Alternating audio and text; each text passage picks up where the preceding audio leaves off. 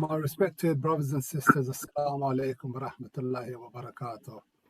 Welcome to the fourth in the series of Islamic-based system lectures hosted by Team 14. First of all, I would like to say Eid Mubarak to everybody and Happy Independence Day to all of the Indian brothers and sisters around the world who are celebrating it today, and also to our Pakistani community who celebrated it yesterday. We will be starting with the recitation of the Holy Quran by our young reciter, Ali Akbar. Bismillah ar-Rahman ar-Rahim. لا أقسم بهذا البلد وأنت هل بهذا البلد ووالد وما ولد لقد خلقنا الإنسان في كبد يحسب أن لن يقدر عليه أحد يقول أهلكت مالا لبدا يحسب أن لم يره أحد ألم نجعل له عينين ولسانا وشفتين وهدينا النجدين فلاقتحم العقبة وما أدراك ما العقبة فك رقبة أو طعام في يوم ذي مسغبة يتيما ذا مقربة أو مسكينا ذا متربة ثم كان من الذين آمنوا وتواصوا بالصبر وتواصوا بالمرحمة أولئك أصحاب الميمنة والذين كفروا بآياتنا هم أصحاب المشأمة عليهم نار مؤصدة. صلوات محمد and وآل Muhammad. So I just wanted to give you a brief introduction about Team 14. Team 14 is a community-focused organization based in East London. 14 has a dedicated group of volunteers of different ages, genders and ethnicities. We host a variety of events, both indoor and outdoor activities, such as workshops, international trips, sports activities, to accommodate all various sections of the community. We also hold regular engaging online programs, children and young. Today's session will be on the divine leadership led by our guest speaker, Sheikh Mirza Abbas, who we are waiting to log on at the moment. I just want to double check if he is logged on. He's not. So in the meantime, what I'm going to do is I'm going to ask Ali Akbar if he could recite another surah, another recitation from the Quran. Bismillah, Ali Akbar. Bismillah ar-Rahman ar-Rahim. والليل إذا يغشى والنهار إذا تجلى وما خلق الذكر والأنثى إن سعيكم لشتى فأما من آتى واتقى وصدق بالحسنى فسنيسره لليسرى وأما من بخل واستغنى وكذب بالحسنى فسنيسره لليسرى وما يغني عنه ماله إذا تردى إن علينا للهدى وإن لنا الآخرة والأولى فأنذرتكم نارا تلظى لا يصلها إلا الأشقى الذي كذب وتولى وسيجنبه الأتقى الذي يؤتي ماله يتزكى وما لأحد عنده من نعمة تجزى إلى ابتغاء وجه ربه الأعلى ولسوف يرضى. صلوات محمد وآل محمد. Assalamu alaikum, Sheikh. Alaikum salam wa rahmatullah. How are you? Alhamdulillah. Good to see you. How are you doing? Alhamdulillah, really, really good to see you. So I just wanted to give a quick introduction about our Sheikh. Sheikh Mirza Abbas has lived in the UK since 2005. He has served different centres over this period of time. He served KSIMC of Birmingham from 2005 to 2009. He served Al Zahra Foundation in Nottingham between 2009 to 2014. And he is currently serving Hawza Ilmiya England and Islamic College of London since 2014 as the program leader for BA Hawza Studies and is the internal manager of the Hawza Ilmiya of England. So, inshallah, we're going to ask Sheikh a few questions now. So, Sheikh? Yes. Sheikh, I'm here. I'm here. Are you here? I'm here. Yes, yes, yes. You want to put your video back on? Yes, I'm gonna put the video back on. Okay, Just reminding a couple of students who wanted to join. Sure. So yeah. Yes, Bismillah, you can go ahead and ask. Okay, no problem. So, Sheikh, please tell us about your favorite food. Oh, that was actually, I mean, my favorite food is British food, or I don't know. I mean, international your favorite cuisine. Food, as your favorite food, what you would like to eat if you went out or you went to someone's house and it would make you really, really happy. Chinese, maybe. Chinese, oh, that's interesting. To be honest, I've actually never tried Chinese. I mean, the furthest I've been to like a Chinese is just to get some noodles, egg fried noodles, I think it is. I don't know. I'm just a bit, I don't know about Chinese. So what about in terms of your English food then? In terms of your English food? English food, and there isn't many choice in English food. Right. Just fish and chips. That's all we got, and shepherd's pie, and what do you have? That Christmas chicken. What do you do usually? That's all we got here. Turkey. So, are you talking about the turkey? The yeah, turkey? the Thanksgiving turkey that we used to have. Yeah, that's about it. So there isn't much choice in English food. I think everyone. Thai food is good. I like Thai food. Right, okay. I think everyone pretty much loves the fish and chips. I tend to have it every Friday with my mash and peas and a bit of the tartar sauce as well. So, wow, if you could tell us a bit about your hobbies. Yesterday. Sorry? You just had one yesterday, it seems, right? I did have one yesterday, in fact. I did. I was very fortunate enough. My sister-in-law made it, so I was quite lucky. It was really very tasty, I must say, I must add. So, Sheikh, if you could tell us about your hobbies, what type of hobbies interest you? I used to have hobbies, but I'm so preoccupied now. Yes, I used to collect stamps and coins, and I used to do painting. These were my hobbies, basically. Oh, excellent, excellent. I used to love collecting as well. I used to collect those little toy cars, and I've actually still got my collection somewhere, my cupboard stored away. What about in terms of sports? Do you partake in any sports or like any sports? I can take a challenge on table tennis, and I'm pretty sure I'm gonna defeat every one of them and every one of you guys. I might take you up on the challenge actually, even though I'm not very good. But I'll just bring my brother-in-law along because he's really, really good at table tennis. So sure, maybe inshallah one of these days we'll play. Yeah. Are you in London? Yeah, I'm based in London, in North London, Tottenham. Oh, okay, all right. So maybe inshallah one of these days. Yeah, definitely, inshallah. So in terms of our lecture now, so we're gonna start our lecture inshallah, and halfway through, about half an hour into the lecture, we'll just pause for a break to see if any of the viewers have posted any questions. And then you may continue the lecture, and then afterwards, inshallah, at the end of the lecture, we'll have a quick Q&A, if that's okay, Sheikh. Yes, that's perfectly all right. Yes. Okay, so inshallah, viewers, if you've got any questions, please pop your questions into the Zoom chat box, or you could also pop them on Facebook Live. Please just wait about 10-15 minutes to post your questions, and then like I said, we're going to stop about halfway through the lecture and inshallah answer any of your questions. So over to you now, Sheikh. Bismillah ar-Rahman ar-Rahim. Yes. Can I quickly ask a question myself first? Sure, no problem.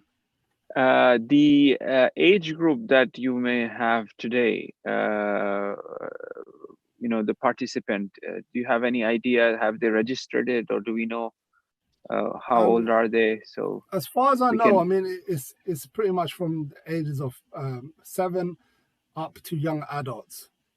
I mean, we have got a few elder listeners as well, adults listening in on the call as well.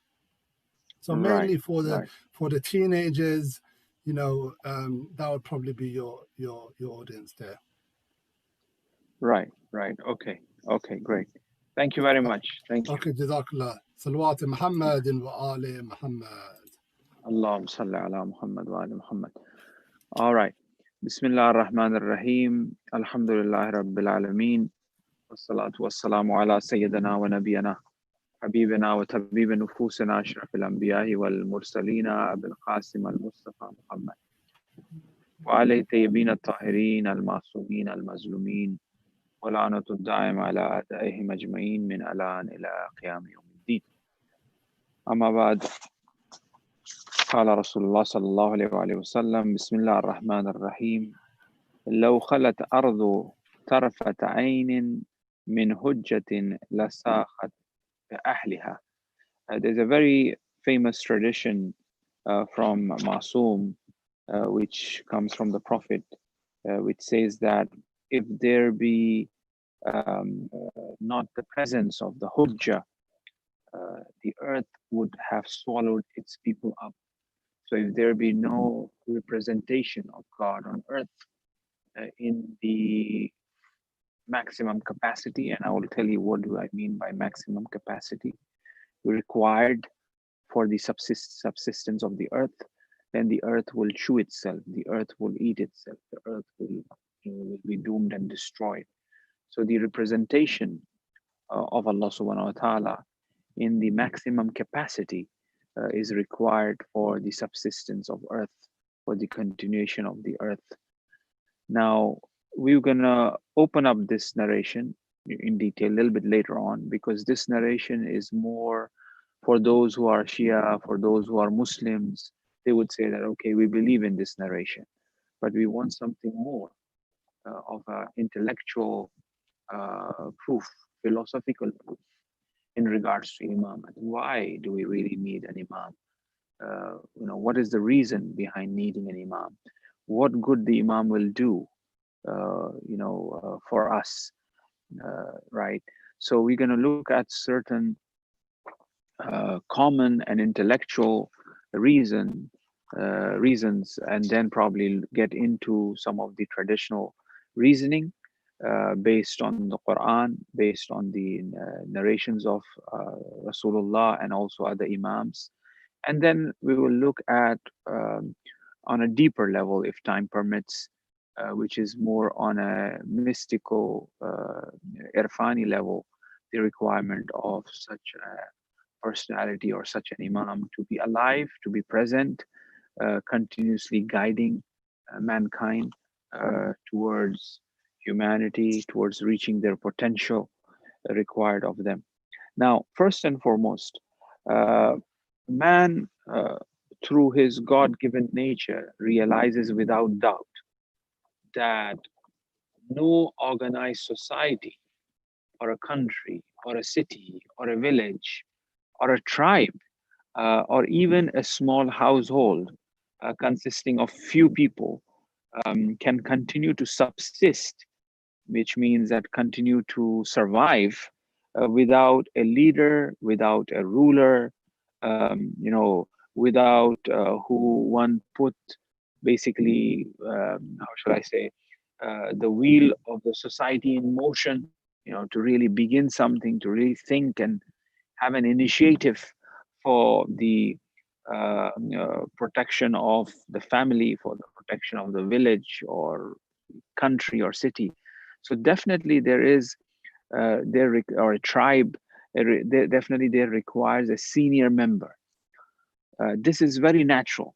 Even if you research, old tribes that no longer exist, that they have completely basically diminish, then you would find that even the anthropologists, they are of the opinion that these tribes, these cavemen that they used to live, they had some sort of leadership in there. So it is very much in the nature of man. It is in the fitra, it is in the intrinsic nature of man to to have some form of leadership, right? So it is not possible that it may not be there. Now, uh, apart from having a leadership, um, we find that even those who are caring for their household, those who are caring for the community, for their tribe, they always appoint a leader before they die, right? This is also very common. Now, as I'm thinking while I'm speaking as well, you may say that what about democratic approach of choosing a leader? Democratically now we lead people. Now, obviously, our prime minister does not appoint this other successor, but it is the people who kind of call um, uh, cast vote, and then they appoint a leader. Uh, that is right, and we're going to look into that as well. That could be raised in question and answers, which will answer that question. However, I would mention here is that yes, the people will elect. Having said that, the prime minister would uh, push or indicate or point out to uh, certain individuals who would have that leadership qualities and would provide that platform for this person to move forward in the society, and then the community would vote. This is very natural. Like right now, for example, those who are doing the updates of COVID-19 every evening, prime minister sometime leads it, some educational minister leads it, or finance minister leads it. All of these figures that are there, all of these individuals that are there, they show certain leadership skills. They are favored by the prime minister or the previous leader and indicated that they have these qualities, and they are pushed among them to really come up to the stage, come up to the front, and accept that role of leadership. Yes, you are right. The people elect them. They come out and the people cast vote, and we select a leader. But what I'm trying to say is that even the prime minister or the president would point out to certain individuals who have the capability and capacity and the potential to lead the community, to lead the country. And then after that, the selection of the people, the voting and whatnot goes on, right? So going back on to the initial argument, that is that man through his God-given nature realizes without doubt that no organized society or such a country or a village will continue to survive without leadership. So we have to, first thing that we need to keep in mind, and that is leadership is necessary. Without leadership, it is chaotic. I remember Imam Khomeini mentioned in one of his speeches that Saddam is something that is better than having no leader. A tyrant ruler is better than no ruler at all. If there is a tyrant zalim ruler, even a zalim leader, a tyrant ruler, if he's there, it is better than not having a leader at all, because it will be chaotic, it will be more precarious, it will be more dangerous to have a village, a tribe, a country without a leader. So even if the leader is a tyrant, is a zalim, it is better to have that compared to no leader. So this means that leadership on the basis of principle, there are certain principles which are common among Muslims and non-Muslims. And Islam is based on these principles. We may give names to these principles, but behind these names there's underlying principles which are embedded in our nature, which is the fabric of the society. Without this, it will not work. Like, for example, what do I mean by principles? Principles are universal. Principles everyone accept. Yes, someone would say that, oh, I don't accept imamat. They may have problems with imamat. They may say that, oh, this is a Shia thing. Imam is a Shia thing. I don't accept in it. Well, excuse me. That's the name that we have given. However, behind this name, there's a metaphysical principle. There's a principle which is universal, which is accepted by everyone, and that is leadership, right? Like, for example, justice. We call it adl. Oh, I don't accept adl. Adl ilahi. No, I don't accept injustice. Well, excuse me. Adl is justice, which is the underlying factor or the underlayer of all human society. There is a layer of justice which will, come back after a long period of tyrannical rule of anyone, regardless of regardless of society or community, Muslim community, Muslim society, non-Muslim, regardless where they are. Maybe they are in South America, these native Indians or the Mohicans, for instance, that they were there. The underlying factor is adl, justice. And the justice will naturally come back. It is in the nature of justice to come back.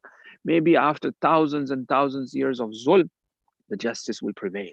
This is something is seen time and time again in history. And it is there. It may be led by some prophet or some leader or some priest or somebody, but the justice will be done. The justice will be established. That's the underlying reality of humanity, and that's the principle. So what I was trying to teach here is that there are certain principles, which are universal.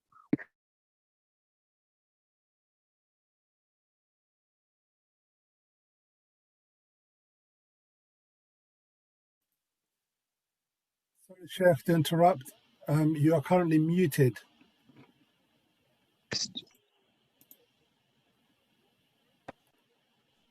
Just bear with me.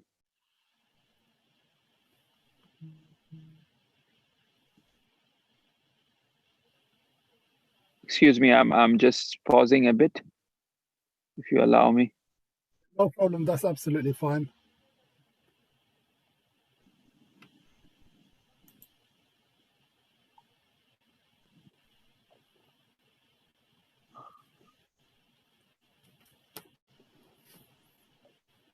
Apologies for this. We're just having a few technical difficulties. Thank you. Sheikh's back now. Is it okay now? All right. Now let's go back. So therefore, I'm not muted now, right? You're perfect. You're good to go, Sheikh. Okay, great. So what I was trying to say is that, explaining to our youth, to our youngsters, we may give certain names to certain things, and these things may not be accepted by many in the first place, saying that, oh, you Muslims believe this. You call, your God as Allah. Allah is for Muslims. Well, excuse me, maybe you may have certain misunderstanding. Even if you pick up a Bible from Syria or Iraq, even God is referred to in the Bible as Allah. In Arabic, they call Allah. Right? So what I'm trying to make a point here is that there are certain things that we may have and may not be accepted in space. However, when we explain them and when we investigate ourselves, it becomes clear to us that these things are very natural. These things are in the nature. These things are, and without these things, the society will not prevail, will not exist, will not progress.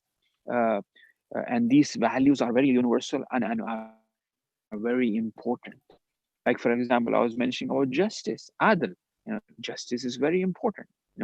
So if I, as a Muslim, when I'm supporting those people who are oppressed, those people who are suffering, whether that be in Yemen, whether that be in Syria, whether that be in South America, Belarus, or in, I don't know, Spain, I don't know, in Bahrain, when I'm supporting that justice, this is something that, as a Muslim, as a human being, I should be doing that. And there will be people who would like to undermine our support for justice. Black Lives Matter. Yes, Black Lives Matter. My support for the blacks, it is based on my nature, and I should be supporting it. As a Muslim, I should be at the forefront for these things, to support justice, because we are the people of justice. Adl is one of the usul ad-din in our religion, right? But there will be a group of people, there will be forces, there will be individuals who would like to undermine this, so that we become immune to the injustices that are taking place. It becomes, in order to normalize these evil things, in order to normalize inhumane things. Like, for example, I don't want to go in tangents, but I'll come back to my topic, but it's important to know to our youth, right? For example, you may find that foul language was considered as bad, but today foul language have become a fashion. Our youth, if you don't use a foul language, you're not a cool person. If you look at the dress code, covered, wearing a hat, wearing something on the head was very important for all human society. An Englishman will not go outside without wearing a hat. But today, for example, you see it's no longer there. Or even if you look at the state of their libas, or the state of their clothing that they wear, right? So what I'm trying to say is that there are certain individuals, agendas, forces, evil, whatever you want to call it, they would like to undermine human values, right? And in order to establish, in order to be in line with these human values, in order that we pay heed to these human values, in order that we become an insan, we become a human being where we can feel the pain of nature, where we can feel the pain of animals, where we can feel the pain of human beings, fellow human beings.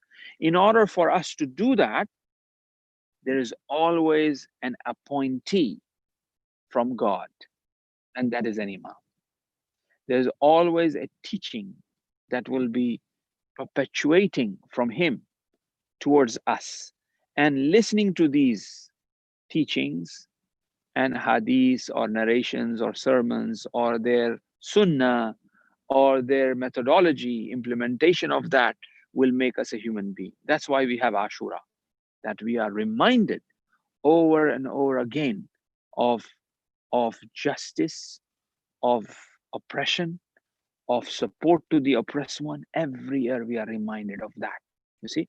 So now, this was just in the margin. So what I was trying to say, what the point that I wanted to make was that our religion, our faith, our iman, our belief is something that is based upon the intrinsic nature of man.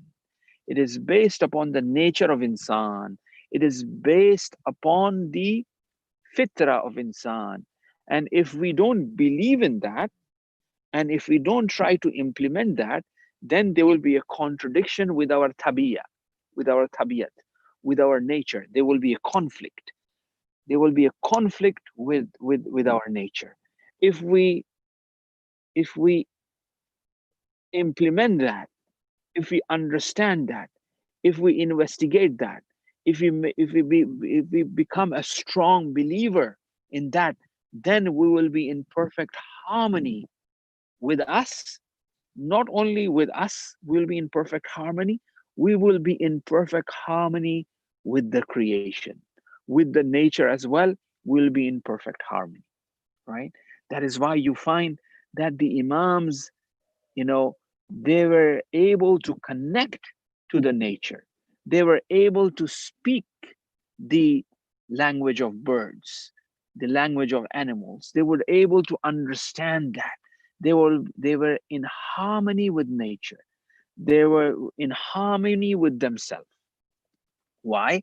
Because they were implementing what the fitra, what the nature was dictating them, was guiding them, right?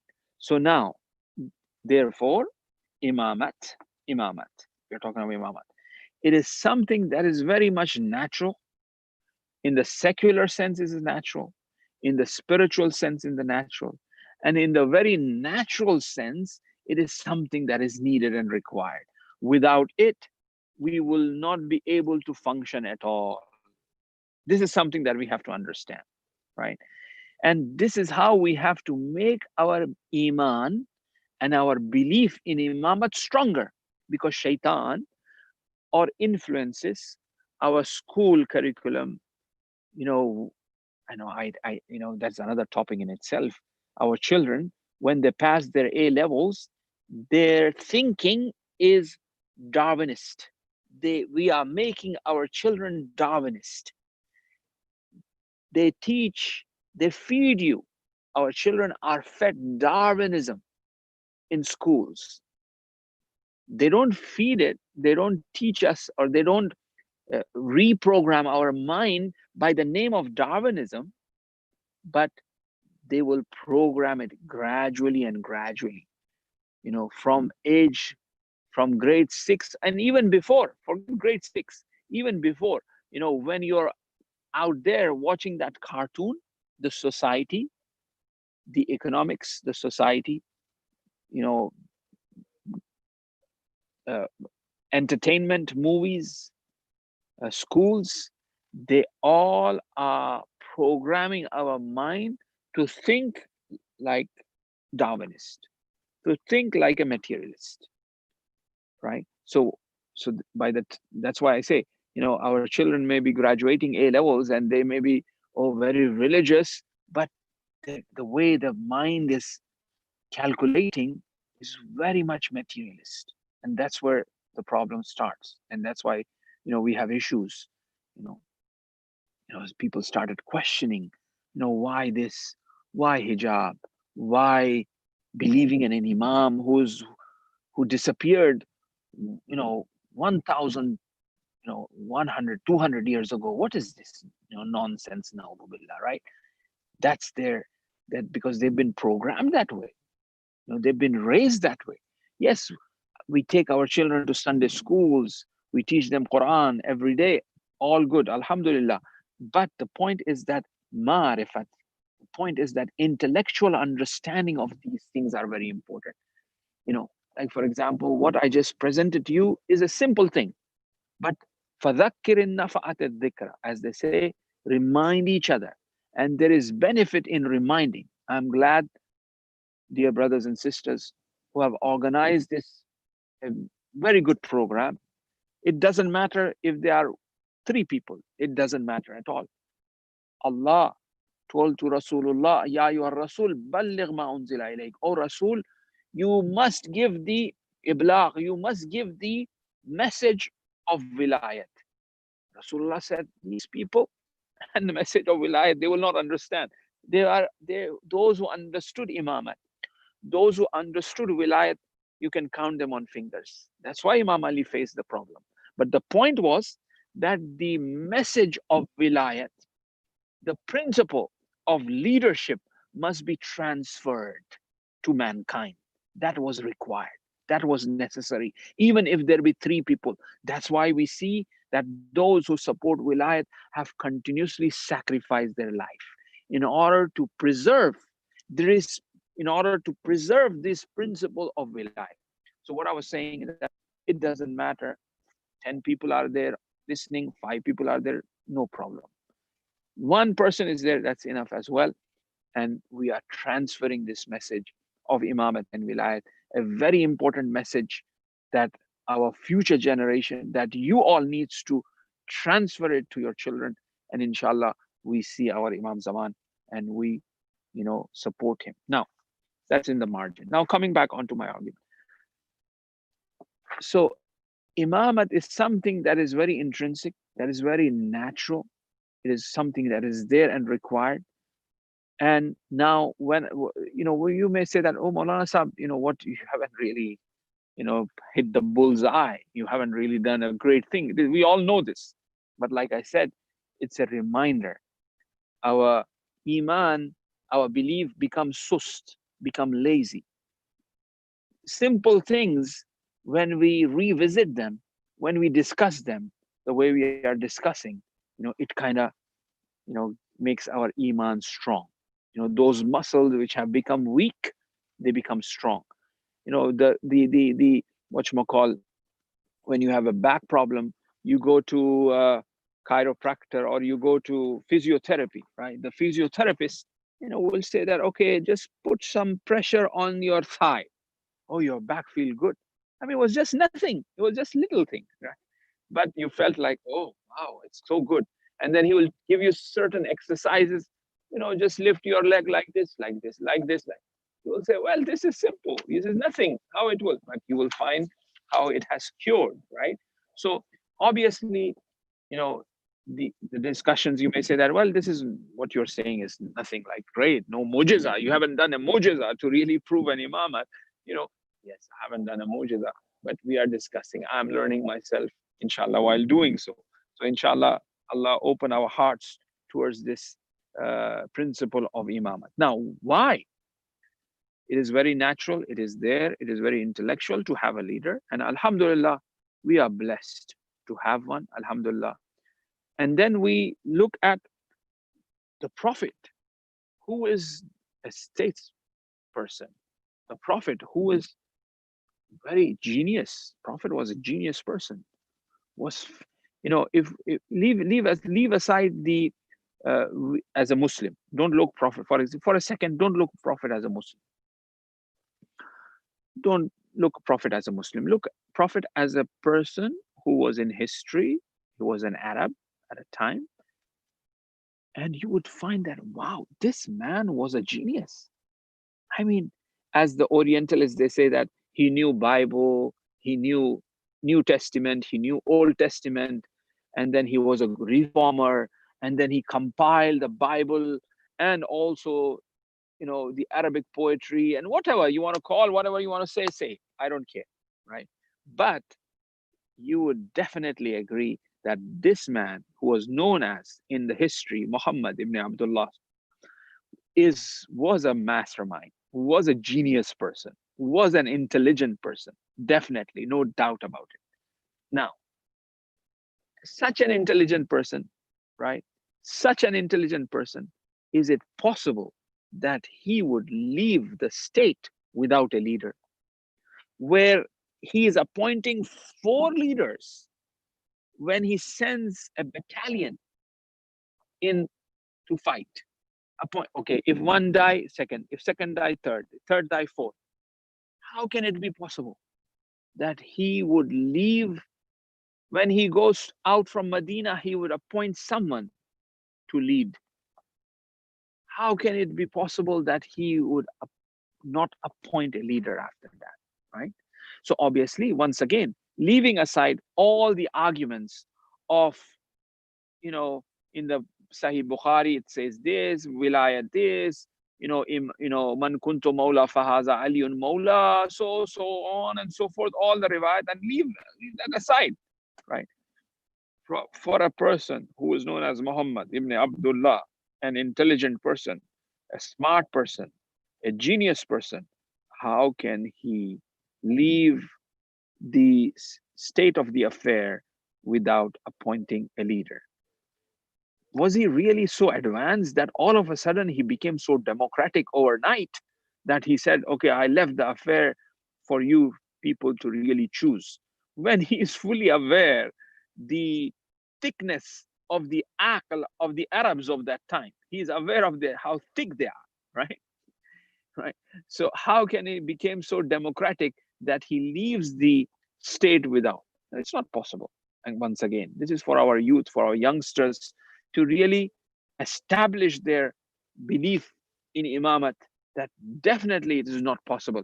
Even if the Quran have not mentioned, even if there are no hadith and riwayat, if somebody comes and tells me Prophet appointed Ali to lead after that, I would say that what a great choice. There wasn't anybody better than Ali to lead. Definitely Ali should have been appointed. I would have doubted in the leadership of Muhammad if he did not appoint Ali. You know what I mean? Calculating on a very linear scale, calculating on a horizontal scale, horizontal development of the history, not vertical, horizontal. In history, this is what happened. He appointed a leader, and this is what happened, right? So definitely, once again, it reestablishes the importance of imamat. How important imamat is. Prophet had continuously appointed one after the other. Now, when we get into the polemics, what I mean by polemics is, the narrations and the riwayat that are there. However, before I visit that, I would like to once again,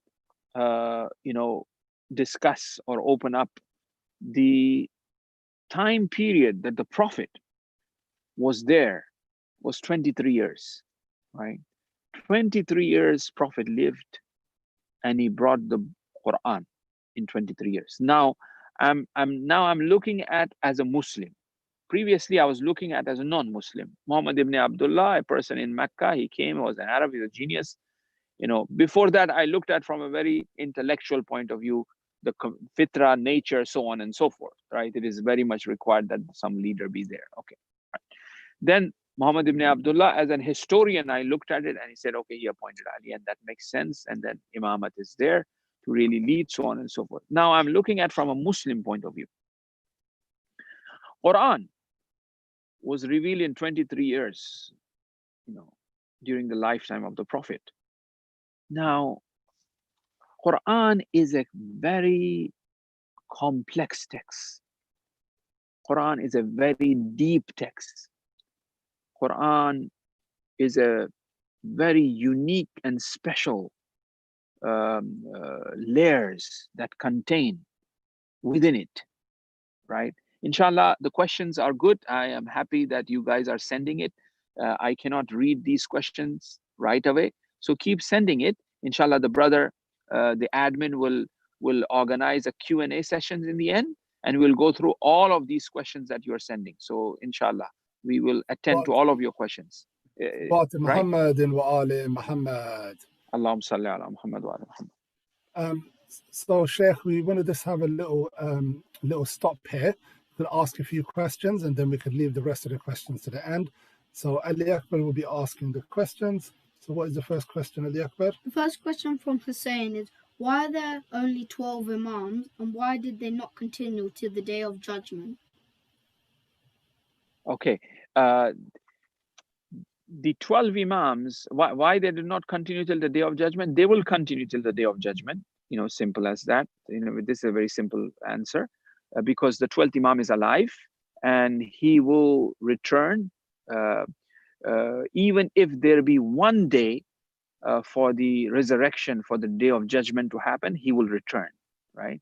So the 12 Imams will continue to be there, till the Day of Resurrection, till the Day of Judgment, till the last, hour, the Imams will be there. And then the narrations are that, 40 days left to the Qiyamah, the Imams will be raised, and then the Qiyamah will happen. The time of Qiyamah is there, the Imams, because as we said, we started the discussion by saying that the earth will swallow itself. The earth will eat itself if there is no hujjat there. So obviously when the Qiyamah is supposed to take place, the whole nizam, the whole structure, the whole, how shall I say, system needs to collapse. That's Day of Judgment. The system will be put off. إِذَا الشَّمْسُ كُوِّرَتْ, as the Quran says, the sun will be put off. the mountains will fly like a cloud, right? These are the verses of the Quran. So in order for that to happen, the hujjat, the imam, must be raised, must not be there on the earth, you know. So the imams will be there, even if there be one day left for the day of judgment to happen. The imam will come, will establish the just rule of Allah subhanahu wa ta'ala on earth, as it is promised by Allah in the Quran. And after that, you know, the imam will be taken away, and the qiyamah will happen. That's second part of the question. The first part, why there are only 12 imams? Now, from an Islamic point of view, there are narrations from the Prophet. There will be 12 khalifas. And this narration from the Prophet is also recorded in the Ahl Sunnah books, which I have the references. And in the end, I will give you these references, inshallah. What books are there that they have mentioned this about the 12 khalifas. And when Prophet is mentioning about the 12 khalifas, it perfectly fit with the belief of imamat. And the Prophet have even given the names who they are, right? So the 12 names were given. Okay, now this is one. Now, if we stretch this understanding a bit further, then we'll look at it. There has been a universal pattern amongst the Prophet to appoint 12 all the time. It has been seen over and over again in the history. Prophet Moses had 12 disciples. Prophet Isa had 12. You know, there has been a success of this 12 occurring in the history of man, or in the history of religions. There has always been 12. So as Islam is also Abrahamic faith, as Islam is also a divine religion, it will have that same pattern of 12 in us. So the Shia creed will have that 12 pattern, and this also establishes the proof and the proof of truthfulness of the 12 imams, that this pattern of 12 is seen in the Quran, is seen at the time of Musa alayhi salam, have been seen at the time of Isa alayhi salam. Now we see it in the time of the Prophet as well. So 12 is a unique and special pattern that has seen in the Abrahamic religions, that the prophets have mentioned them. There will be 12, there will be 12. And our Prophet also mentioned that there will be 12. Okay, what's the next question, Eliafer? Prophet saying again, why didn't they perform more miracles to spread the message? Why? I'm sorry? In terms of the 12 imams, why did it not they perform more miracles to spread their message? When we look at the narratives, we do find that they have performed miracles, right? When it was required. The point is the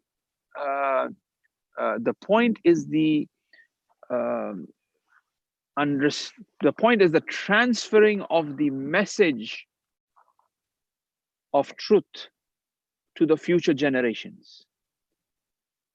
The Imam will fulfill his responsibility, and the Imam would prepare the community, the companions, the people, to transfer the message of Islam to them and to the next Imam. And if he sees there is any limitation or lack of this message being transferred, then he will use miracles. I reiterate,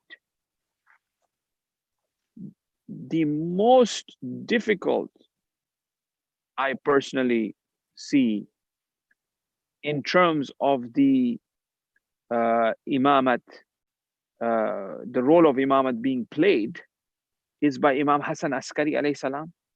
Bahjat also mentions this, that Imam Hassan Askari, it was very difficult for him, because he have to transfer this truth not only to the Imam, the community should be prepared to accept a major occultation. he has to make sure that Islam remains, because the Imams are there to deliver Islam, right? Imam Hussein sacrificed his life for the sake of Islam. So Imams are there, the Islam should remain.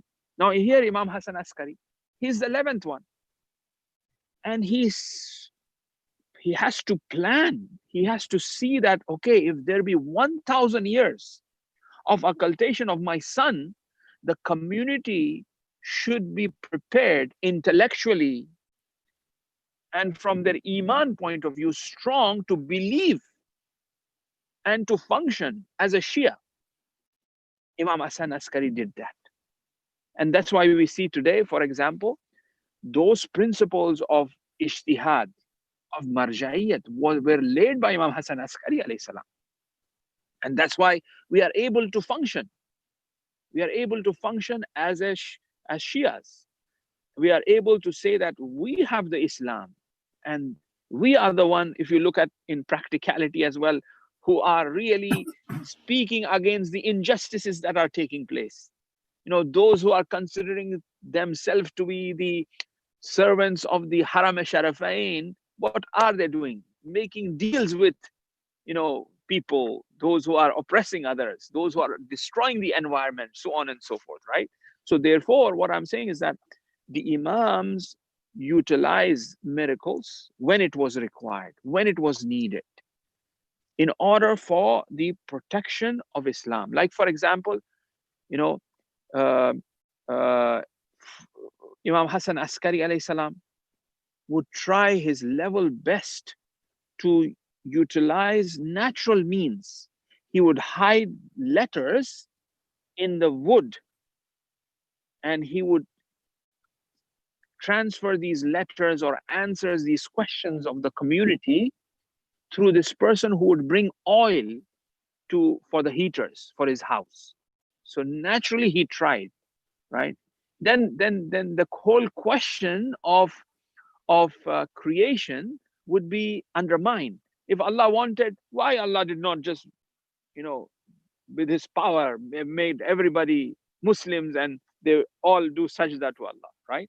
Well, why did Imam did not use the miraculous power to really defeat Yazid at the time of Imam Hussein? No, the point was not that. The point was the transformation of the message of Islam to the community, and the community also have that mindset, that intellectual capacity to really take that message and transfer it further and further and further. And that's how it became. And if you look at it from why Rasulullah did not want to announce imamat. Ya your Rasul balligh. If you don't do that, you haven't fulfilled your responsibility. Why? Because Rasulullah knew that these people will say that, oh, you are starting a new kingship. Your son-in-law becomes an imam, and so on and so forth. It's like any kingdom, right? Because the people did not have that mind understanding. But Rasulullah was afraid of that, you know, he was afraid, because the ayah says that, Rasul, don't be afraid. We will protect you, right? So there were few, Abu Zar, Salman, Miqdad, you know, Ammar, very few to understand what imamat and wilayat is, and they staunchly supported it, right? So the same way, the Rasul or the Imams, they used that miraculous power when on a very limited level when it was required. Then the shaitan will say that, oh, you are giving them power, that's why you are using them. No, naturally, they transferred that message of, you know, imamat and message of humanity, message of Islam and Quran. All right, Sheikh, inshallah, if you could continue your lecture for another 15 minutes, and then we'll keep the rest of the questions for the end of the session, please. Okay, inshallah. Bismillah ar-Rahman ar-Rahim. I just noticed that we only have another half an hour or so, because it's still 5:30. I will try my best to make everything, you know, to conclude this whole discussion, because imamat is not a hour and a half discussion. But alhamdulillah, you know, at least our youth have raised this issue and they are participating. And now that the Muharram is coming up, perhaps we will be able to connect our discussion here of imamat with the stands of Imam Hussein alayhi salam. I would like you to do that. now this discussion of imamat, keep this in mind, and I will try it, and you try to connect to these majalises that you will attend. I will try to give you some codes or references that perhaps we all are able to do so. Okay, now we said that Quran is a very complex book. It is not easy. Even today, the Arabs, they know that this book is very. Now we were talking about Muslims now. Even non-Muslims also say that Quran is fascinating. It's a miracle in itself. It's a very complex text. As the Quran says, there are 70 different meanings towards it. Every little thing have a very powerful hidden meaning behind it that we don't know. Why did the Quran said that when the ant was speaking to Solomon, you might have heard this, the ant said, the army of Solomon will shatter us. Why the word shatter was used? Because ant have their substance is of glass. And the glass is used for shattering. The word is used shattering for glass. So the ant spoke in that fashion. I mean, to that little minute details and complexities are there in the Quran. Like, for example, was-samai wat-tariq, wama adraka mat-tariq, an-najmu thaqib. Quran talks about pulsar, the knocking pulsar, the star, tariq, which spoke about. So, scientifically speaking as well, historically speaking as well, from a history point of view, philosophical point of view, because Quran is a book of history. Quran, not only history, Quran is a book of law, not only law. Quran is a book of irfan, mysticism, not only that. Quran is the book of society. Quran is the book of science. Quran is the book of medicine, tib, I mean, it's a miracle, right? Obviously.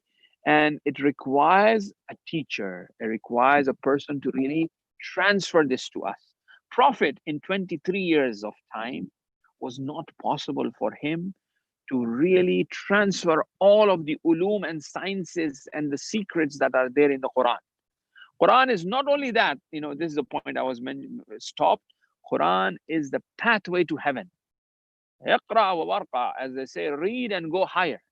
It talks about levels of the hereafter. The more we recite, we go higher and higher. Anyway, now our discussion is Imam, not Quran. Now, it will be wise for our youth to think about to have a session on the Quran, the value of Quran, on the Quranic sciences, ulum Quran. Anyway, so here, Quran is a complex. 23 years of life was not important. The training took place around 260 years, which is the lifetime of the Imams. The Imams came and gradually brought the secrets of the Quran, the teachings of the Quran to the community. Imam Ja'far as-Sadiq alayhi salam, the sixth Shia Imam, he was the one who provided the rulings of the law. Yes, no doubt, there were Sunni scholars and Ahl Tasannun scholars who were there at that time, but it was Imam Ja'far as-Sadiq who is the teacher of Imam Hanbal, who's the teacher of Imam Shafi'i, who's the teacher of Imam Maliki. All of these Imams, Sunni fiqh that is there, they are all indebted to Imam Ja'far as-Sadiq alayhi salam. It was Imam Ja'far as-Sadiq who brought that methodology of ijtihad, of research and approaching to the Quran, and gave them that, you see. So the Imams in the period of 260 years, which was required to really bring out the secrets of the Quran. So this way, Imamat was something that was needed for us to really understand the deeper understanding of the Quran. Imamat was needed. Imams, it is very practical. It is not possible that in 23 years lifetime of the Prophet, that Prophet leaves behind the Quran without any interpretation, without any explanation, without any understanding. How can that be not possible? That's why Imam Ali said that Ana Madinatul Ilm wa Aliyun Babuha. The door is Ali. You gotta come to understand Quran through Ali. The knowledge is with Ali, right? The truth is with Ali. These are all the narrations from the Ahl Sunnah as well. We are talking about Muslims now. In the Ahl Sunnah as well, we have these narrations. Al-Haqqu ma'al Ali wa Ali wal ma'al Haqq. Haqq is with Ali. Ali, wherever Ali turns, the Haqq will turn that way. I mean, this Ali is the embodiment, is the manifestation, is the reflection of that Quran itself in the physical form. That's why Rasulullah said, Inni tarikum fikum al-thaqalain. Now, let's go back to the arguments that are there in the Quran, which the Shia theologians have used. We will briefly touch them, very briefly touch them, not discuss them, because I have to present that mystical understanding of Imamat, which is very important, inshallah. The Quran talks about يَوْمَ نَدْعُو كُلَّ أُنَاسٍ بِإِمَامِهِمْ. The Quran says that يَوْمَ نَدْعُو, on that day, the day we shall summon every group of people with the Imams. So every group of people will be summoned with the Imam. That's the Quran saying. Now, this is not the Imam who is Tom, Dick, and Harry, leading the prayers in, Imam in the masjid. Baba, it's talking about the eras, talking about the groups. Like for example, the time of there is an Imam, and every group will be summoned by their Imam. Who is our Imam? Imam Mahdi alayhi salam. If you ask somebody living, if you ask Zurara, the companion of Imam Sadiq alayhi salam, Zurara is raised. Who is your Imam? Imam Sadiq is my Imam. Every group will be summoned on the day of judgment with the Imam. If I say, who is your Imam? He is an Imam in the Masjid, I don't know, Masjid, Masjid of the Central Mosque of Nottingham. Central Mosque is the Imam. Okay, you go with the Imam. Because the Quran is saying, on the day of judgment, you will be raised, every group of people with their Imam. Now, Allah, you are saying you will raise the group of people with the Imam. Have you appointed an Imam? Is there an Imam when there are a group of people being raised by them? That's one question, right? Where the Quran talks about the concept of Imamat. Now, in another verse of the Quran, وَيَقُولُ الَّذِينَ كَفَرُوا لَوْلَا أُنزِلَ عَلَيْهِ آيَاتٌ مِّن رَبِّهِ إِنَّمَا أَنْتَ مُنذِرٌ وَلِكُلِّ قَوْمٍ حَادٍ. This is to the Prophet. The faithless say, وَيَقُولُ الَّذِينَ كَفَرُوا, the kuffar, the faithless people are saying, لَوْلَا أُنزِلَ عَلَيْهِ آيَاتٌ, why has not some sign been sent down to him from his Lord? You are only a warner. Innama anta mundir. The Quran is saying, Anta Rasul, you are mundir. You are a warner. You are there to warn them. وَلِكُلِّ قَوْمٍ حَادٍ. And there is a hadi for every qawm. For every people, there is a guide for every people. Now, this verse is also pointing out to the hadi. Pointing out to the hadi means the guide. So Rasul is mundir, but لِكُلِّ قَوْمٍ had. And Rasulullah and narrations talks about that our Masumin are guide. They are considered as hadi. They are guide. Imam Hadi, for example, we have one of the title of the Imam as Hadi as well. So they are hadi. They are the one who guide us. Because Rasulullah is warner. He warns us. He is the messenger. He delivers the message. He warns us. This is what will happen. Then there is a hadi for every group of people afterwards, where these hadi will guide us, will point out to the technical details of these warnings that are there, right? Now, this is one of the verses of the Quran where it talks about imamat. There's another verse which says that فَكَيْفَ إِذَا جِعْنَا مِنْ كُلِّ أُمَّةٍ بِشَهِيدٍ وَجِعْنَا بِكَ عَلَى هَؤُلَاءِ الشَّهِيدًا. So how shall it be when we bring from every nation a witness, and we bring you as a witness over them? So now there is a shaheed, means a witness. For every nation, there will be a witness. And who will be the witness for this period? Right? The witness for our period will be the Imam Zaman. Witness for the period is وَيَوْمَ نَبْعَثُ فِي كُلِّ أُمَّةٍ شَهِيدًا عَلَيْهِمْ مِنْ أَنفُسِهِمْ وَجِئْنَا بِكَ شَهِيدًا عَلَى هَؤُلَاءِ. The day we raise in every nation a witness against them from amongst themselves, we shall bring you as a witness against these. Once again, this is in chapter number 16, verse number 89. The previously was chapter number 4, verse number 41.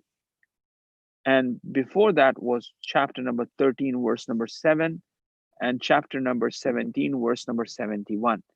It will be good if you guys write these verses down and perhaps refer to them later on. I'm just going to give you 5 more minutes with this discussion, which is a polemic discussion, which is like a discussions based on the Quran. The verses of these Quran are there. Then we will enter into much more rich discussion on Irfan. Now, these are the verses which kind of point out to about the Imams being there, right? Now here, this verse I just wanted to point out, يَوْمَ نَبْعَثُ فِي كُلِّ أُمَّةٍ شَهِيدًا عَلَيْهِمْ مِنْ أَنفُسِهِمْ وَجِئْنَا بِكَ شَهِيدًا عَلَى هَؤُلَاءِ. In one of the books, جِئْنَا بِكَ شَهِيدًا هَؤُلَاءِ, when it's talking about شَهِيدًا عَلَيْهِمْ مِنْ أَنفُسِهِمْ. Now this أنفسهم is very important.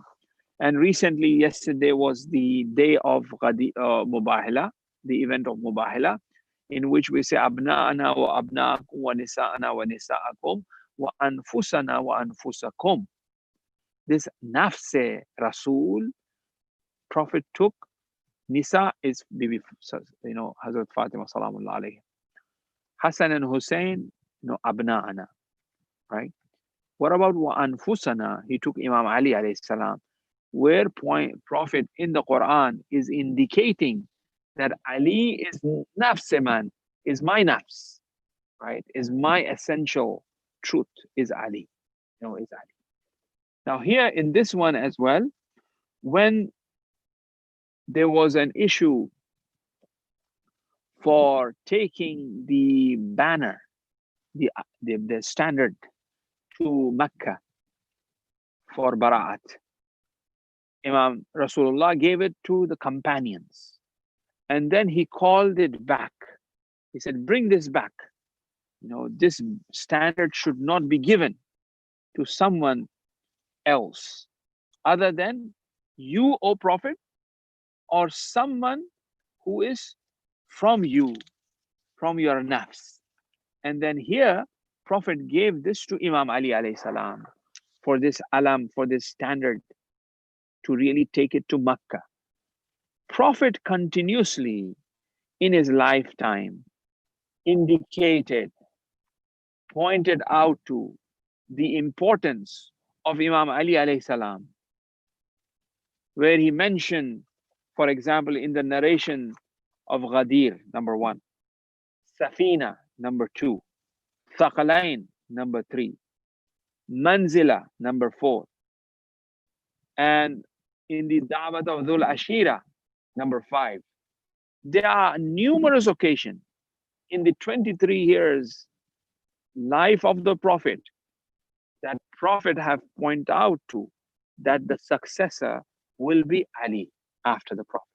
The very first invitation, we have heard over and over again, Imam Ali said, the hadith of Manzila, oh Ali, you are on the station of Harun, just like how for Musa, right? Which is known as the hadith of Manzila. Inni tarikum fikum al-thaqalain.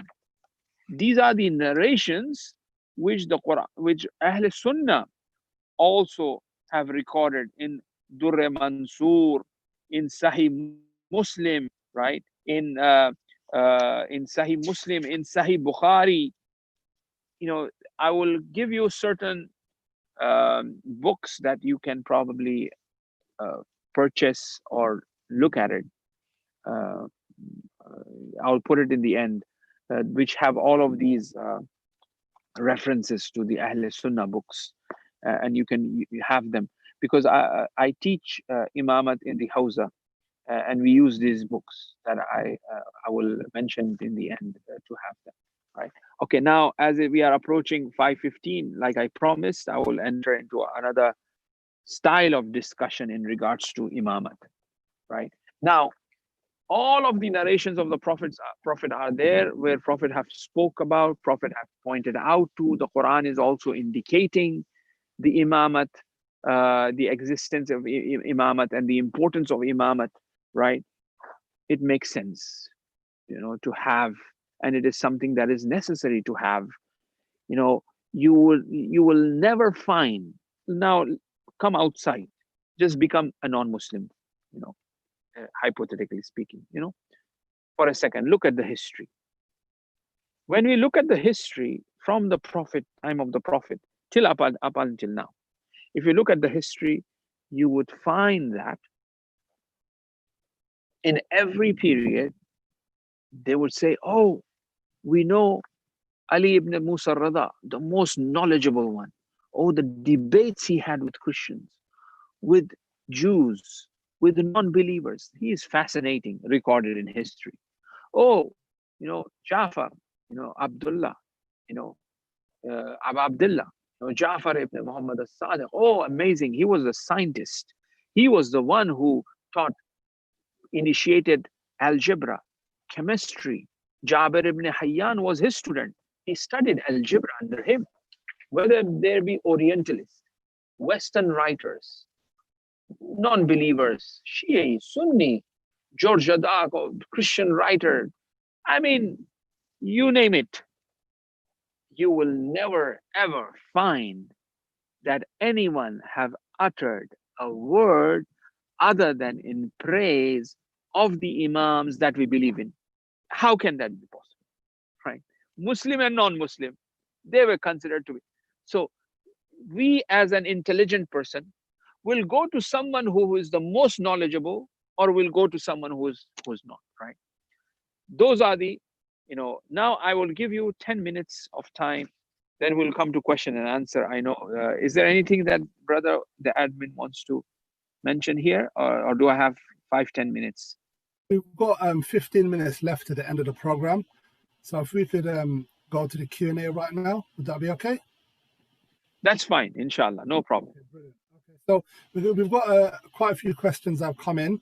So Ali Akbar is going to ask the first few questions, please. Sure. Savar Abbas, we keep listening to arguments why there has to be divine leadership after Rasulullah, and they stayed in place until the Shahadat of the 11th Imam. Our last Imam went into Ghaiba and told us to contact ulama of certain characteristics in his absence. But Ghaiba Kubra, we don't even have a directly deputy, let alone the Imam himself. How do we still benefit from his guidance? Does leadership not need a leader to be present? Do ulama have direct access to him?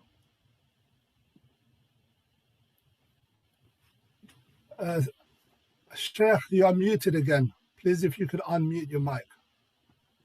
Yes, good question. Very briefly, very quickly, you know, as it's usually cloudy in England, right? Right now it's the same.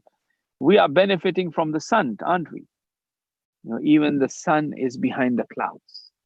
One of the example given in the narrations themselves by Imams is that, you know, the same way as the earth, as the creation, as life benefit from the sun, even if the sun is behind the clouds, in the similar fashion, the humanity, the creation benefits from the Imam who is behind the veil, who is hidden, right?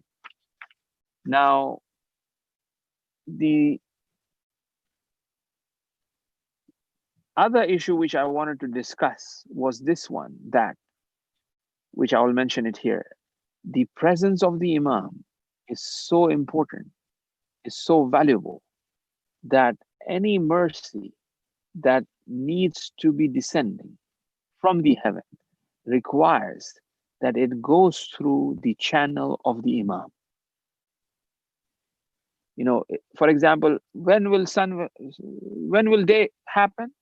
When the sun will rise, the day will happen. It is natural. You know, Allah made the sun so that the day should happen, right? That is the system that Allah have placed. You know, the sun will rise, the day will happen. So if any mercy of Allah that requires to be sent to earth, that comes through the Imam, because he is the pure channel. He is the pure one. Through him, everything is revealed. That's why on the night of Ghadir, on the night of Qadr, Shab Qadr, we connect to the Imam of the time, because we say that it is the night of our destiny. Whatever is supposed to happen in the future, it is destined on that night. So all the destiny, whatever in regards to the dunya is supposed to happen, it comes to the heart of the Imam. It goes through the Imam. You know, that's how Allah have fashioned the creation. You know, that's how the creation have been created. Like, for example, Ibn Sina in Falsafa argues about the 10 aql. There are 10 uqul. Aql awal, aql thani, aql thalith, aql rabi, aql khamis. You know, this is the system of creation. The creation have been created in this fashion. You know, there's aql awal, then from this aql awal comes to aql duwam, aql thani, and then finally is our aql. You know what I mean? It descends to here. That aql awal, you know, that is the Imam. It comes through him. There's no other way. So that is the purpose of the Imam. That is how the Nizam have been created. The system is like that. Now you will say, oh, why the day can happen without the sun? If Allah is not powerful, well, he is powerful, but he has created a system. And he works through a sunnah. He works through a system. And that's, you know, it is very important. Allah is Hakim, is Al-Wise. Allah is the most, you know, organized, right? Right. So therefore, if he's organized, he will have a system there, and through this system. So that's why, you know, the Imam is there for. So now we are benefiting from the Imam. We are benefiting from his leadership. On the metaphysical level, on the spiritual level, the channel of mercy and grace is Imam Zaman. It's through him, number one. Number two, we gave the example as how sun we are benefiting, right? From behind, he's behind. But as you mentioned that for 1,000 years we don't have him, but for this 1,000 years, the Imam, what we are implementing, what we are, our religious duties, the way we are carrying it out, it is the way that Imam wants us to carry out. He is leading us. All of these narrations and hadiths and maraji and ulama, they are basically extracting from the Quran and from the teachings of Ahlul Bayt alayhim salam, from the sayings of the Imams themselves, right? So we are led in our belief system, in our ideology, in our practices by the teachings of the Imams, by the teachings of Imam Zaman. Awwaluna Muhammad, the first is Muhammad, the middle one is Muhammad, and the last one is Muhammad as well, right? So the last one is Muhammad, which is Imam Zaman. So if I am implementing a saying or a hadith of Imam Sadiq alayhi salam, do you think the Imam Zaman will say, no, Imam Sadiq did not say it right? What I am saying, you have to listen to me. No, that's not right at all. Imam Zamana will not say that, oh, Imam Hussein, he did not say right. He did not do right. What I'm going to do, you have to follow me, not Imam Hussein. Imam Hussein is gone, don't follow me. It will never happen that. So Imam Zamana is in hiding, but our practices, what we are implementing, what we are doing is according to what Imam Zamana wants us to do, right? You know, his leadership is there. The laws that governs our society and us, we are led and he is the leader, which is through the obviously the maraji and the scholars who are doing that research, and they are presenting that to us, and then we are implementing. And this is the system. These are the things, the methodology have been mentioned by our imams themselves, right? There's another question. How do we choose which marja to actually follow? Because obviously there's quite a few marja. You know, we've got the major ones. So what's the best way of going about that? Yes.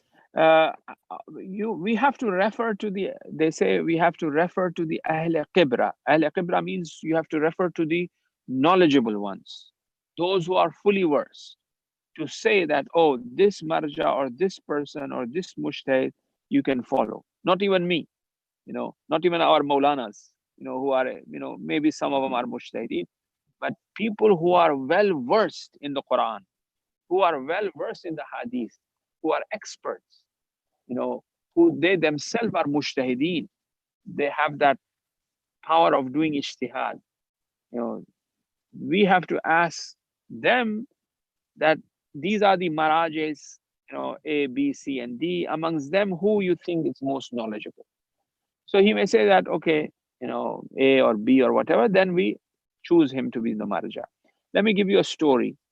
When I was in Qom, I used to pray behind Ayatollah Jawad Amali in the month of Ramadan, particularly.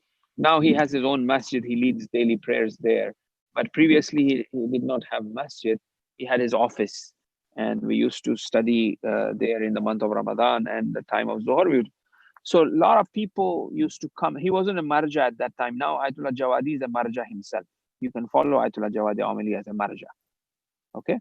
Ayatollah Jawadi Amali used to lead prayer. He was a Ayatollah, obviously, you know, a great scholar.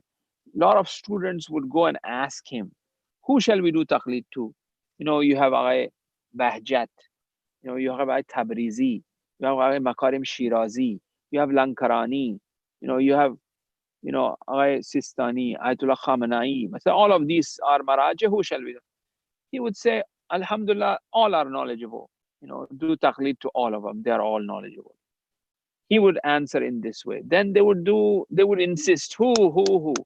Then finally they say, no, among all of these, if you want to choose Bahjat, you know, he's very well known for his taqwa, you know, spirituality, you know, if you want to, but all are knowledgeable. You can do anyone's, but they insisted him so much, then he would say, okay, you know, to keep their mouth shut, perhaps, you know, it's Bahjat. So we have to ask someone who is an Ayatollah, someone who is very much well versed. Not anybody can say who's, you know, marja. No, I don't have the right to say that even. So our next question is from Zainab. Why is there such a long delay in the reappearance of our 12 Imam? Very good question. If you look at from the time of the Prophet till the 12th Imam, 1,000, you know, I think about 70 odd years, maybe, you know, during this time period, so much of ilm, so much of ulum, sciences came into the light. So much of intelligence, so much human intellectual capacity expanded. We started understanding certain things very naturally. There's a very beautiful hadith by Zurara from the 6th Imam, where which discusses theological understanding of God is unseen, right? Zurara is asking, which is quite basic. He's a companion of Imam Sadiq, but today, you know, our youth will naturally know that you cannot see God, you know, because their intellectual capacity have developed and they are capable enough to understand and comprehend that there are certain things that you can't see, but they are there. You know, these waves and, you know, satellites and so on and so forth. Ulum have advanced so much to understand that God cannot be seen, can be accepted. So what I'm saying is that there's a lot of human potential. Allah have placed a lot of potential that needs to come out from human beings and reach to the maximum level. And when it reaches to the highest level, that is the time when Imam is required. And as they say that the knowledge that we know, is of one letter compared to the 27 alphabets. One alphabet, the knowledge that we have. Imam Zamana will come and will teach us the 26 different types of alphabets, meaning that different types of knowledge. So the duration, the extension of the duration of the Imam, one of the reason is this, why such a long duration, number one. Number two is also because of the support of Imam Zaman. There aren't enough supporters of Imam and protectors and supporters of the Imam. Once that 313, or according to the narration, that happens, then obviously Imam will reappear. Jazakallah, Sheikh. It's been a very, very informative and a useful lecture. Me, certainly, I've learned so much from your wisdom. Really appreciate time. And inshallah, hopefully for the future programs, you could give you a call, and definitely inshallah, I'm going to take you up for the badminton contest between me and you. Table tennis, not badminton. Oh, table my tennis. apologies. Ping pong. Yes. Ping pong. Yeah. Ping pong. Yeah. Yes. Of course. Table tennis, inshallah. All right. Jazakallah. Thank you, Wallah Sahab. Thank you. Thank you very much, Iltimas. Take care of yourself, and thank you so much. Thank you, viewers, for joining us today. This was our 4th session. Inshallah, our next session on Islamic-based system will be held on the 5th of September, and our guest speaker will be Sheikh Muhammad Al-Hilli on the divine justice. Team 14 has put together a series of Muharram interactive lectures or sessions for children, and these will be broadcasted live on YouTube and Facebook at 2 p.m. on a daily basis from the 20th of August to the 30th of August. Also want to mention that if you have not already done so, can you please subscribe to our YouTube channel? And also you could follow us on Facebook. You could follow us on Instagram at 14's Event, Twitter at 14's Event as well. Inshallah, we will see you on the next program. Thanks a lot for joining us, and I hope you guys have a wonderful day. Jazakallah. Assalamu alaikum wa rahmatullahi wa barakatuh.